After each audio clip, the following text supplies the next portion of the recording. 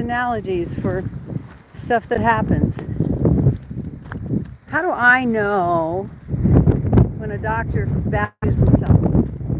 When a doctor, an animal chiropractor in particular, recognizes that they have value?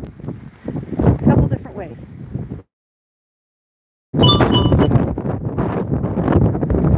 I want you to know when I first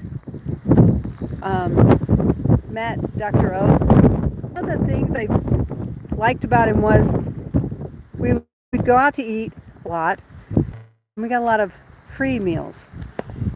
And then after a while, I got to realizing that those came with a price. And it was that, so I would order and he would order, and the orders would come back, and there was almost always something not right about my order. Like, it had the thing I asked him to leave off on it, baked in. It would be, too well done, never not well done. That's not my problem. And, lots of different little issues like that. They would forget the salad, they would forget the water, whatever. And he was, and the waiter would apologize and go back to the kitchen and do, that right thing that waiters do. And most of the time they didn't take my plate to go back to the kitchen and get a new one because they can't take it back. Unless they, whatever. But what would happen is he'd be done with his meal like in 5 minutes or 10 minutes, and I still wouldn't have food. And the price was that I had to wait longer. It took me longer to get my meal. It took me longer to eat. And then, of course, there were delays, and getting out of the restaurant cost us time. So I recognize that, sometimes asking for something to change may be life-threatening if I had somebody who was allergic to, and we've had that in our school, people who stay with us, eat with us. We've had people who are like deathly allergic to things, food, meats, or certain vegetables or certain ingredients that we can't include in their food. I understand that complaint. That one's legitimate and smart to do. When we value our knowledge, sometimes the complaint is just, it's just an opportunity looking for a freebie.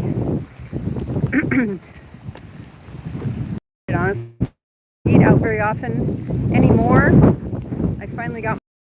I'm not an eat out kind of person because the food we cook at home is so much better and healthier and is better for us. So in that parable, I think the thing to keep in mind there is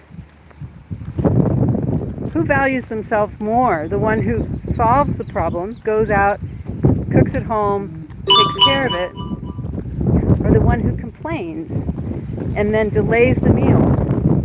And then, so the cost of delaying the meal was bigger than the cost of the meal itself, quite honestly. It cost us time, it sometimes cost us an appointment, those kinds of things. You got to think long term. You got to think in terms of the longevity of what you're trying to do, what's your vision, and what's your goal. For animal chiropractors, how do I know that they value themselves? Number one, they recognize that there are investments that are assets, and that is going to a school where you're going to learn how to build a practice so that those little cost interferences are not a big deal. You know, you're not going to complain that, oh, I have to pay more money for X to be this certification. You recognize that that certification is going to get you someplace further, more easily, and with less expense in the long run, because you're going to learn not just that, but you're going to also learn how to build a practice, how to fashion your practice so that it is making money on a regular basis, so that it is your security blanket, so that it is your financial safety net, so that it is something that someone else will be able to one day take over and still be able to manage and help your clients.